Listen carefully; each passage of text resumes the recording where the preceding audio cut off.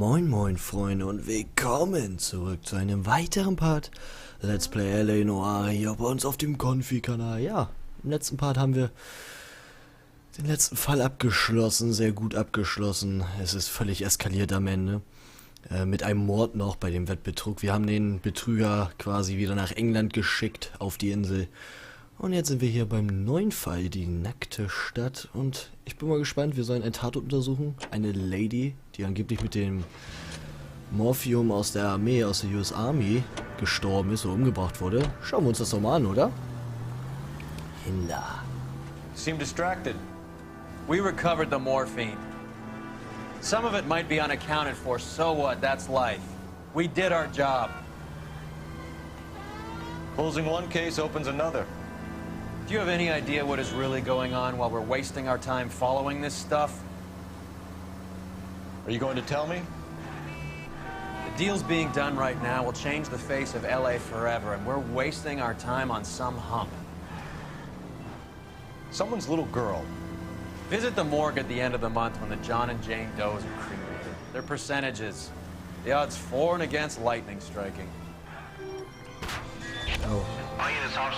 Ja, Roy hat natürlich ganz unrecht, aber so würde ich da jetzt auch nicht drüber reden. Cole hat einen guten Einwand gebracht, ist immer noch die Tochter von irgendjemandem. Und ja, wir schauen uns das einfach mal an und schauen uns auch, wo das alles hinführt. Während wir hier an dieser schönen Laterne hängen bleiben. Wie gesagt, Straßenverbrechen beantworten wir nicht mehr. Und schauen wir uns das doch jetzt mal an. Mordtatort. Um 5 vor halb 3 am Mittag. Beziehungsweise am Nachmittag. Ist ja nicht mehr Mittag. Da ist auch schon ein Officer. Second floor. Apartment 6. Okay. Thanks. Moment. Hat er nicht gesagt Second Floor? Warum stand da unten erster Stock? Ah, Second Floor ist wahrscheinlich, das Erdgeschoss und jetzt Second Floor, ne? Quasi erster Stock. Ja, okay. Macht schon Sinn. Hinten, Apartment 6. Ach, da ist es schon die Tür, die offen steht. Bukowski? Bukowski, you made homicide. That I did. Good to see you, Phelps. You two want a hug? Rusty. Can we get on with this? Relax, Rusty. Bukowski und Rusty. Oh, ist das 26 cool. years old, fashion model. Found in the tub by the cleaning lady, Mrs. Reynoldson. She called it in. We heard Carruthers thinks... Carruthers likes to make work for people. Overdose of sleeping pills. Falls asleep in the tub. Rest in peace. Case closed. Here, here. Mal is 100% that it's murder. Do you mind if I take a look around? Sure. Go right ahead. Stefan Bukowski und Rusty Galloway sind jetzt ein Team?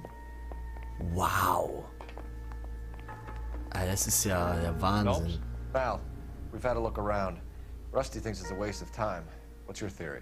Come on, Mal. Tell us why we were dragged down here. If the victim was alive when she entered the tub, water would have entered her lungs. The water is violently churned in the windpipe as she drowns. The result is that a lot of foam is generated. This foam is found at the mouth and nostrils in almost all cases of real drowning. Notice anything about our Vic? Maybe I took a look. Be my guest. Ich habe da schon was am rechten Arm und am linken Arm gesehen. Wir schauen uns Take a das mal. closer look at her head and neck. Her neck is bruised pretty badly. Das sieht nach Erwürgen aus, oder? Ich meine, wir waren ja schon bei der Mordkommission. Oh Mann, mach doch mal die Augen zu der Dame. Da sieht man einfach schon, wie das Leben aus den Augen herausgetreten ist. Und da sind doch da sind doch hier diese Nähring. Very unusual ring. Sieht nicht aus wie Nähring, Could be ne? wrong, but it looks like a black sapphire. Okay. Schwarzer Saphirring. Aber an den Armen sieht man doch schon Stellen. Kinder, Kinder, Kinder. Bruising on the forearms, and these look like bite marks. Very good. The eyes are a classic sign of morphine, and the bruises tell their own story. I think one man held her down and another held her arm and injected her. They put her in the bath to try to cover it as a drowning. And spread a trail of barbiturates. Take a look around outside on your way out and see if you can find the syrettes. It would make my theory. And morphine would have been very quick, and there wouldn't have been much of a struggle. Okay, So find two guys who recently bought cigarettes and weren't junkies, and you might be onto something. Okay. Wir schauen uns trotzdem mal hier noch weiter im Bad um. Ja, nicht ganz unrecht. In einem der vorherigen Parts hat der gute Sub ja geschrieben. Da habe ich eine schöne Zeitung übersehen. Ich weiß selber nicht, wie ich die übersehen konnte. Aber ich habe sie übersehen. Und tut mir unglaublich leid, aber ich habe die einfach wirklich überhaupt nicht gepeilt in der Aufnahme. Roy vernimmt da anscheinend schon die Tante an der Rezeption. Was sind das, Pillen? Okay, was sind das? Sind das Medikamente oder was? Bin ich jetzt blöd? Muss man das kennen? Ich hoffe nicht. Aber ich kenn's nicht. So, da haben wir eine Jacke oder einen Mantel. Ja. Okay, anscheinend hat die Frau einen Freund. Hi Roy. Lass mich doch mal hier weitermachen. Alter, Roy. Boah, was ist das denn hier? Sag, willst du dich verarschen, Roy? Kloppt der Junge. So, was haben wir denn hier auf ihrem Nachtschrank? Eine Dose. Eine Dose? Und was haben wir da? Ach, das sind Schlaftabletten, okay. Oh, warte, kann man noch weiter untersuchen? Moment. Wenn man das noch weiter untersuchen kann, dann sind wir hier noch nicht fertig. Aha. Julia Rande. Eine Kapsel nach einer Mahlzeit, einmal täglich 20 Kapseln. Okay. Dr. Stone. Prescribing both drugs would make her life a roller coaster.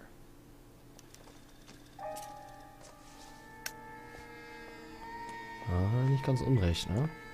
Wir haben aber noch nicht alles gefunden. Was aber auch gemein ist bei den Zeitungen, dass sie nicht als Hinweis zählen quasi. Also insgesamt, sage ich mal so. Die Musik ertönt auch. Also die Musik geht auch weg, wenn man alle Hinweise gefunden hat, außer die Zeitung. Dann haben wir 3 Bilder von der jungen Dame. Die war ja Model. Beautiful girl. Clothes certainly aren't from the Sears catalog. Nee. Können wir noch weiter untersuchen. Da steht nichts hinter. Ich denke mal, hinter einem der Bilder wird was stehen. Wir können ja eh alle 3 auswählen, deswegen schauen wir uns das nochmal an. Ja, könnte es. Steht schon da in der goldenen Tatsache. Das Scene. Eine Adresse. Ich arbeite Dienstag 11 bis 16 Uhr. Leiste mir doch Gesellschaft. Frag nach Miss Rande. XXX Julia. Okay. It's a place to start. Das Scene. Haben wir hier noch da was hinter? Würde mich mal interessieren. This is all top end of town stuff. Gives us somewhere to look. Definitiv, aber steht da auch noch was hinter? Das hört sich eher so an wie so eine, ja, wie sagt man das? Hört sich eher so an wie so eine Anzeige, das eine Bild da, ne? Komm ich doch besuchen. Hat die vielleicht noch nebenbei als was anderes gearbeitet? Wer weiß das schon. So. Ah, jetzt haben wir alles gefunden. Jetzt können wir uns mit der Dame, die die Leiche gefunden hat, unterhalten. Do you mind answering some questions? Virginia Reynoldson, I'm just so shocked.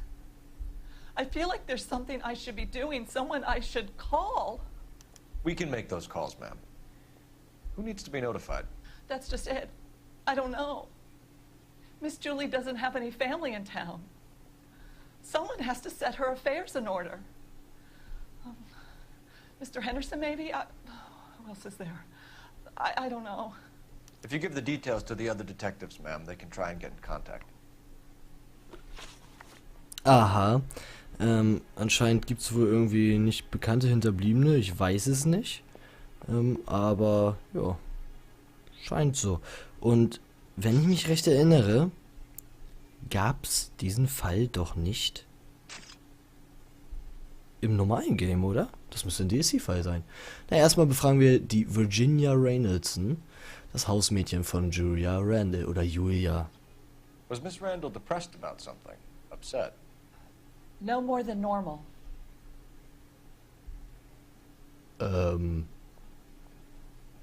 Okay. aber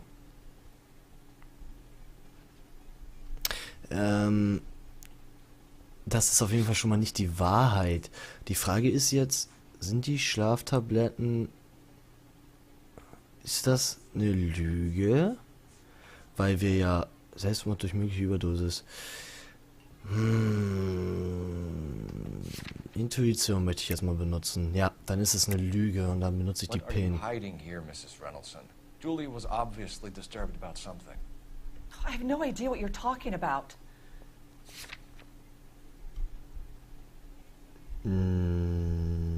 Doch, müsstest du eigentlich wissen, oder? Weil wir haben Schlaftabletten gefunden. She was taking barbiturates. She couldn't sleep. You must have seen them in her room. You've seen the pillbox, the things she hid in there. I don't know how she supported herself. Always new clothes and jewelry. She lived like a movie star. A princess. Does modeling really pay that well? Ich habe keine Ahnung. Did Miss Randall have many friends visit? I'm not sure. I only come around twice a week.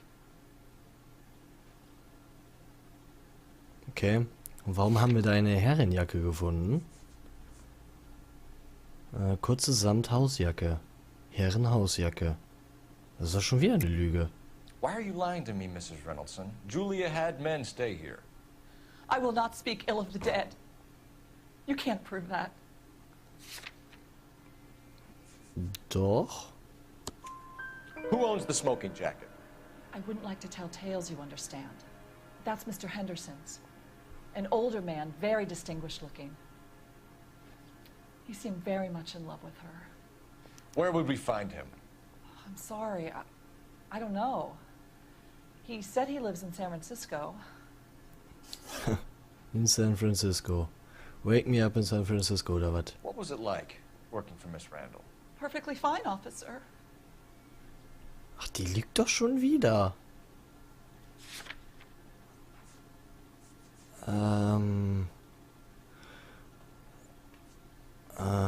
Dafür habe ich aber keinen Beweis. Anzweifeln, oder? Mrs. Reynolds, it seems like there's something you want to tell me. She was very high-strung. Lovely one moment and screaming at you the next. She wanted it all, and she wanted it damn quick. Of course, being so beautiful, it seemed like she was going to get it. Not the way it's turned out, though, is it? Thanks, Mrs. Reynolds. You've been very helpful. One of the other detectives will take your statement, and then you can go home. Ich hoffe, hier ist keine Zeitung.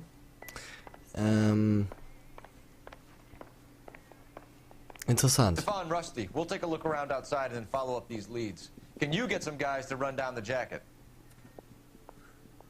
Das ist so cool, dass Stefan, Bukowski und has called it right? Rusty He rarely zusammenarbeiten. gets it wrong. I don't know. I'm with Galloway. I've met enough girls in my time who can't handle their dope. Das war klar, dass du auf Galloways Seite stehst. Finde ich aber cool. Ich mag beide, Rusty und Bukowski. Wie gesagt, mit Roy werde ich nicht wirklich warm. Er ist zwar, ja, er ist auch nicht wirklich schlimm, aber er ist ein Drecksack. Das ist schwer zu erklären. Das ist einfach wirklich schwer zu erklären. So. Ich möchte erstmal in dieses Geschäft und wissen, was diese Jacke da ja, für einen Sinn erfüllt. So. Ja, fahren wir da erstmal hin. So, Roy ist auch drin. Bukowski, Galloway, quite the little reunion in there. In der Almost Tat. brought a tear to my eye. They're good police. How would you know? You got promoted so fast you barely had time to learn their names. Let me fill you in. Bukowski's a pushover. Galloway's a drunk. You could learn a thing or two from both of them. Please. They couldn't work a vice case if their life depended on it. I don't see why they'd be any better or worse at it than me. I noticed you said better. Hubris disguised as humility. Kind of your trademark, don't you think? Why do you always twist everything? Galloway's got nothing to prove. He's been on homicide for years. And he's welcome to it. You're a terrier, Phelps, and that's what I need. Not some old bulldog who can't get up a flight of stairs without coughing up his lunch.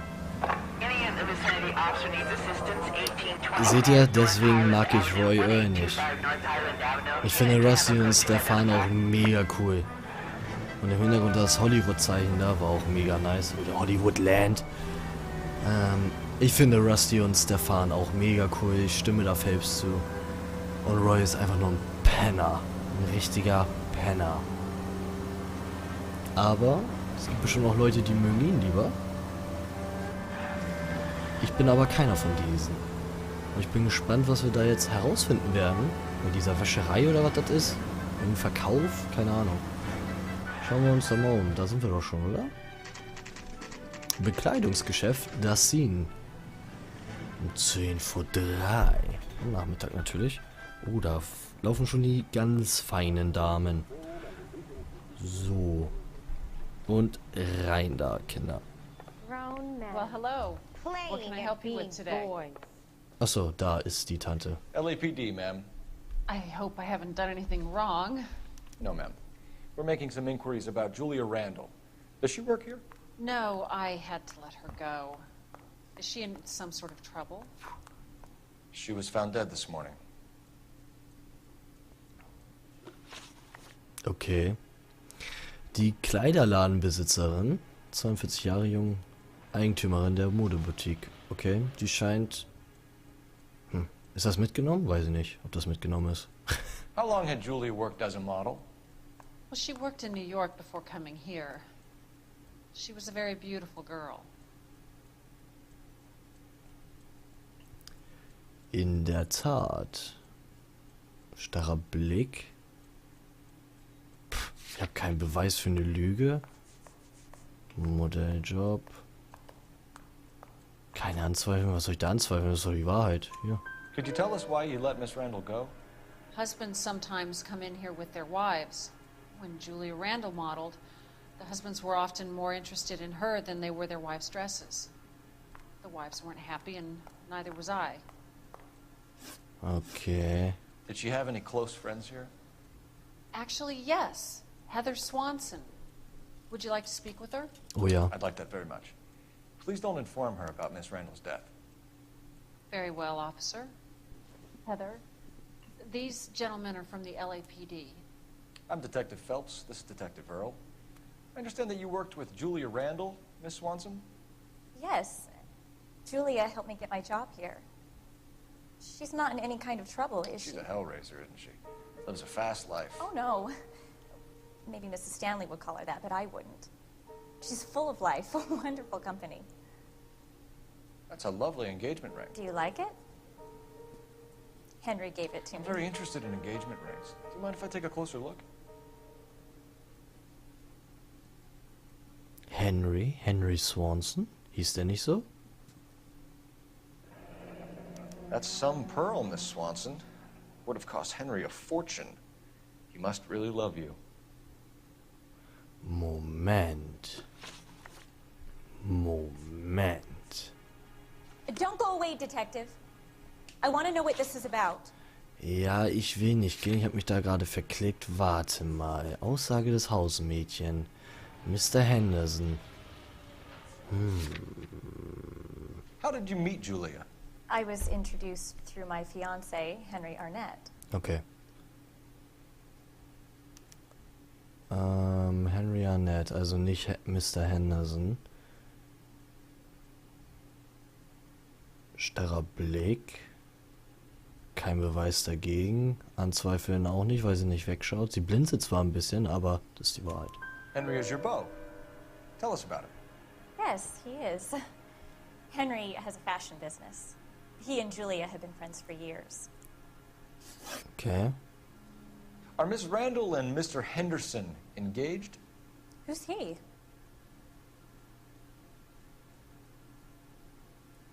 Okay.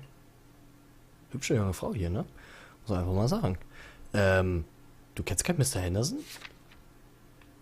Okay, das kam wirklich... Aber die hat uns das doch gesagt. Ist das jetzt eine Lüge? Ich glaube nämlich, das ist keine Lüge, ne? Weil sie hat da so aus dem Bauch heraus was gesagt. Ich glaube ihr das. She was wearing a sapphire engagement ring. Someone must have given it to her. She never mentioned a man named Henderson to me. That's all for now, Miss Swanson. Could you ask your fiancé to visit Hollywood Police Station? It would be very helpful to our inquiry. Now, wait a moment. I don't think I'll pass on that message until you tell me why you're asking all these questions. Julia Randall was found dead this morning. What? Oh, no. Oh, I can't believe it. She was so full of life. Bisschen dürr, die Frau. Okay, das war gerade ein bisschen komisch. Also, wie sie das gerade rübergebracht hat, kam mir ein bisschen komisch. Interessant. Also, ich finde das sehr interessant. Irgendwas ist da noch ein ganz komischer Twist. Also, Mr. Henderson kennt sie nicht. Was ist... Ich stelle jetzt mal eine ganz blöde These auf. Weil... Sie hat ja auch diesen schwarzen Saphirring, der bestimmt auch nicht billig ist. Was ist, wenn Henry Annette diesen Mr. Henderson als Decknamen hatte und Henry Annette und die Julia Swanson, die Heather Swanson und Julia, unser Opfer Randall, irgendwie so eine Dreiecksbeziehung hatte. Also ich kenne den Fall, glaube ich, nicht. Ich glaube, es ist ein DLC-Fall. Bin mir nicht so sicher. Aber was ist, wenn das so ist? Weil dann... Und dass die beiden dann quasi Julia hintergangen haben oder so. Ich weiß es nicht. Oder dass dieser Henry kalte Füße bekommen hat. Ich weiß es nicht. Aber was ich weiß, ist, dass wir hier einen kleinen Cut machen und im nächsten Part zu dieser Praxis mal fahren werden. Und dann mit ihrem Arzt reden werden, mit den ganzen Medikamenten und so weiter. Ich bin sehr gespannt und ich hoffe, ich sehe euch dann wieder. Habt einen schönen Resttag und wir sehen uns beim nächsten Mal wieder. Bis dann, Freunde. Haut rein und ciao.